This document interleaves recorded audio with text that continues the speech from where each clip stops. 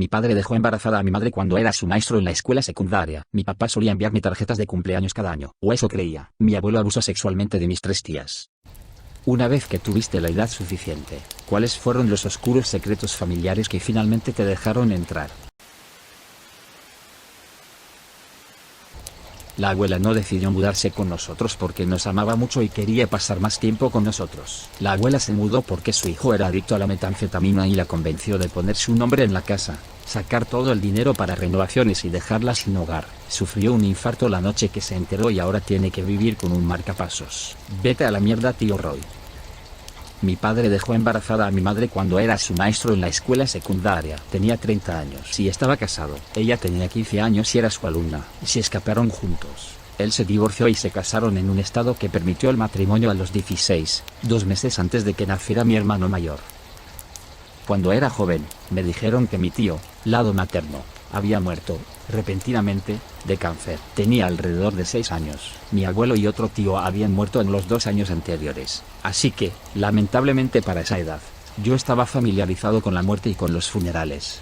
Era un ataúd cerrado. Y cuando le pregunté a mi mamá por qué no lo abrieron como lo hicieron en los otros funerales, ella solo dijo que eso era lo que su familia quería y que no lo mencionara más.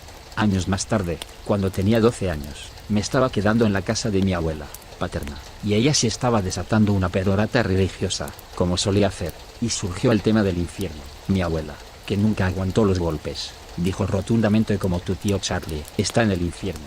Que Dios descanse su pobre alma. Por supuesto, le pregunté qué quería decir con eso solo para que me mirara como si le hubiera hecho la pregunta más estúpida imaginable. Una vez que el impacto de mi profunda ignorancia se disipó, ella simplemente dijo bueno, y suicidio es un boleto de ida al infierno y si pegarse un tiro en la cabeza no es un suicidio, entonces no sé qué es.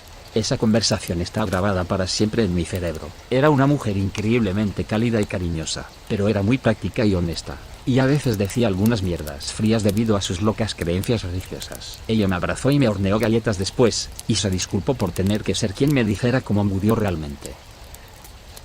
Mi papá solía enviarme tarjetas de cumpleaños cada año cuando era niña. Mi mamá dejó a mi papá mientras estaba embarazada de mí por una buena razón, aunque nunca pude conocerlo cuando era joven. Me alegré de recibir un saludo.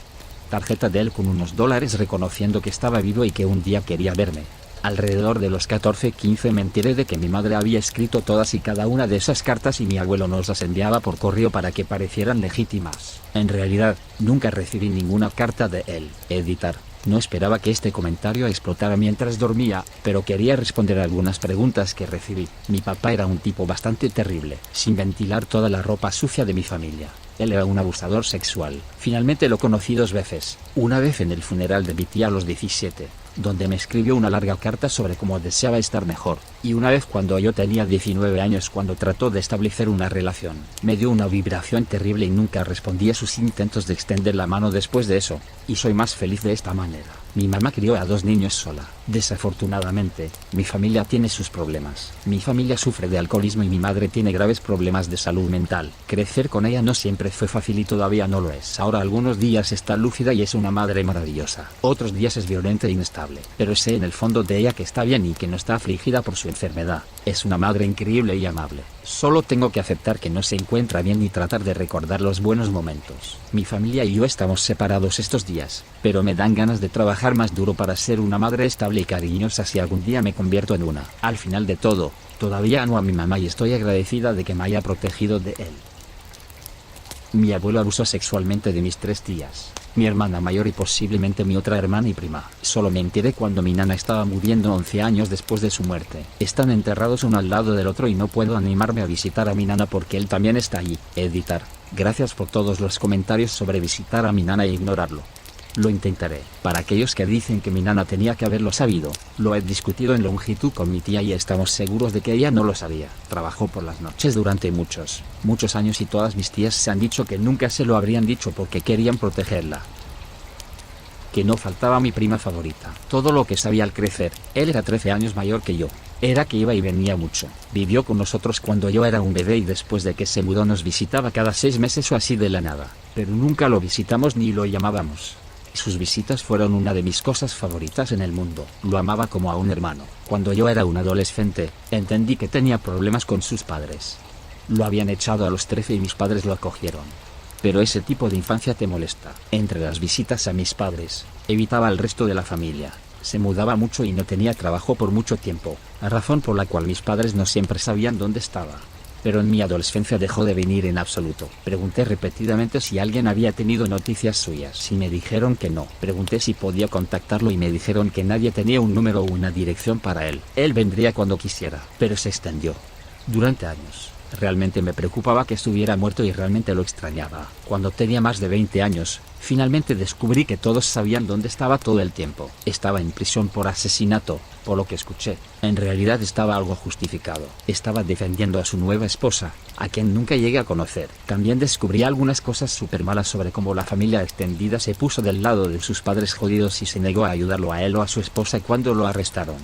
Y que avergonzaron a mi papá para que tampoco ayudara. Intenté enviarle un mensaje en la cárcel, pero no sé si lo recibió. Me gustaría que sabía que yo no tenía la espalda a él durante décadas como todo el mundo sé. Solo no lo sabía.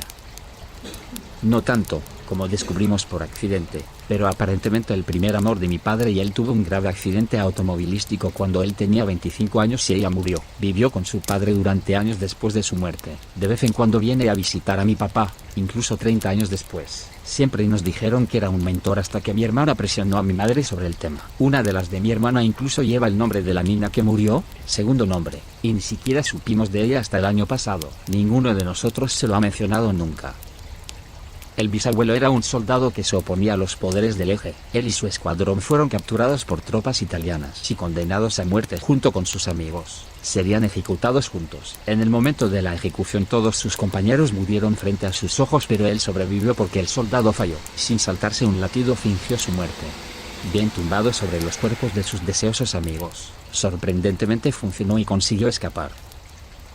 Mis abuelos pasaron algún tiempo encerrados después de que mi abuelo matara a su recién nacido en un frenesí inducido por la conmoción. Fueron encarcelados porque enterraron su cuerpo en una cueva y trataron de esconderlo. Mi mamá y sus hermanos fueron adoptados muy jóvenes y regresaron con sus padres alrededor de 11 años después. Lo supe al crecer, pero no supe por qué hasta que fui mayor. No es un gran secreto, pero me tomó hasta que fui mayor para entender lo que estaba pasando. Mi mamá a veces nos hacía jugar un juego llamado ejército que consistía en mí, mi mamá y el ejército de mis hermanos arrastrándose por nuestro apartamento. Una especie de juego de escondite. Ella gritaba: golpea la cubierta. Al azar y todos caeríamos y encontraríamos un escondite. Nos reíamos mientras el ejército de mi mamá se arrastraba alrededor buscándonos. Amamos mucho el juego. Hace unos años, mientras volvía a contar la historia, me di cuenta de que vivíamos en un vecindario realmente terrible, y ella lo gritaba cuando escuchaba disparos fuera del edificio. Supongo que estaba preocupada por las balas perdidas. Editar. Compartí los increíbles comentarios de todos con mi mamá, y ella derramó una lágrima. Hoy se siente muy apreciada en el Día Internacional de la Mujer. Mi abuelo mató a su hermano menor para no ir a Vietnam. Él, su hermano y 2 de sus amigos fueron llamados en el draft para Vietnam. No querían ir, obviamente, pero no venían de dinero y todos trabajaban para mantener a sus familias. Si los arrestaban, perderían sus trabajos y sus familias perderían sus ingresos. Así que decidieron un plan diferente para dejar de ir. Conducían juntos para hacerse los controles médicos y, en el camino, chocaban contra un árbol con el coche. El plan era resultar demasiado herido para ser enviado a la guerra, pero no tanto como para quedar lisiado permanentemente, y tenía que parecer un accidente para que nadie fuera arrestado. Esto fue en el país de Australia Occidental, por lo que todos iban a decir que se desviaron para fallar un canguro y chocaron contra el árbol. Mi abuelo conducía, su amigo estaba en el asiento del pasajero y los otros 2 estaban en la parte de atrás. Su hermano estaba detrás del asiento del pasajero. Chocaron contra el árbol a unos 40 km/h, lo suficiente para ser serio. Una pierna rota para mi abuelo, un brazo roto para el chico detrás de él y costillas rotas por todos lados. Definitivamente no iban a ir a la guerra. El problema era que para lograr el máximo impacto, y debido a que esta era la Australia rural en los años 60, no usaban cinturones de seguridad, y nadie los encontró ni a ellos ni a su coche durante 1 hora más o menos. Y nadie consideró las lesiones internas en este plan, y el hermano de mi abuelo murió desangrado por una ruptura del bazo en el asiento trasero. Estaba muerto antes de que llegaran al hospital. Mi abuelo nunca se perdonó a sí mismo y nunca habló de eso. Mi abuela fue la única a la que le contó, hasta donde sabemos, y no se lo dijo a mi madre y a mí hasta mucho después de su muerte. Encontramos una pequeña caja en su dormitorio cuando estábamos limpiando la casa después de que ella murió el año pasado. Tenía un recorte del periódico local en ese momento sobre el accidente. Dijo que se habían desviado para pasar por alto una habitación, y lo llamó una tragedia. No creo que mi madre le haya contado a ninguno de sus hermanos, así que técnicamente este sigue siendo el secreto de la familia. Supongo que ahora estás completamente involucrado.